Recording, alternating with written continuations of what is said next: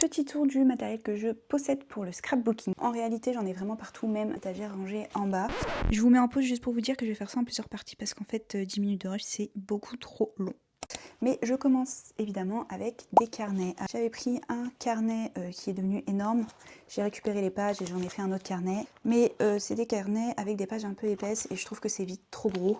Alors personnellement, je me suis rabattue sur les petits carnets tout simples comme ça. Tout fin, c'est un petit peu souple mais pas trop, ça coûte pas très cher et honnêtement ça fait des pages pas trop épaisses. À vous de voir quel carnet vous correspond. Il y en a tellement mais le mieux c'est d'avoir un carnet un petit peu souple parce que ça se remplit assez vite. La majorité des choses que j'achète, je les achète chez Action. Alors oui, c'est pas le meilleur endroit, mais honnêtement quand on a un budget plutôt restreint, je trouve qu'on peut trouver des choses vraiment très cool. Par exemple les stickers, ces carnets là sont des carnets Action. Pour même pas 2 €, vous avez énormément de stickers. Pareil pour ces deux là et également celui-ci.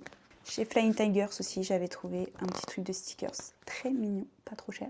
Celui-ci qui se trouve en librairie ou chez Cultura, la Fnac, etc. que j'adore. Je vous mets également quelques livres que je trouve incroyables pour les stickers et qui sont dans ma wishlist. Chez Action, vous avez aussi les planches de stickers comme ça qui se vendent par deux et qui sont à 79 centimes. Franchement, ça vaut le coup, même si c'est pas les meilleurs stickers. Celui-ci, c'est un des derniers que j'ai trouvé où il n'y a que des lettres. Et c'est souvent très dur de trouver, je trouve, des lettres. Après, il y a d'autres petits tips pour avoir des lettres pour le scrapbooking. Autre petite chose à voir, c'est évidemment tout ce qui est papier. Alors, j'en ai pas mal parce que c'était des grandes feuilles que j'ai coupées en différents formats. Une chose dont je raffole, c'est les masking tape, washing tape, on dit un peu les deux. Je les achète chez Action. Niveau rapport qualité-prix, on peut en avoir 70 pour même pas 4 €. Et honnêtement, ils sont vraiment très beaux. Deux petits outils que j'ai achetés dernièrement et que j'adore.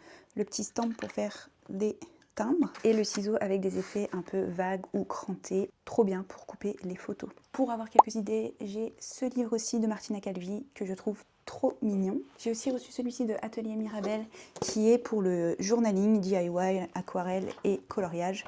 Vraiment très mignon avec plein d'idées et aussi quelques stickers dedans.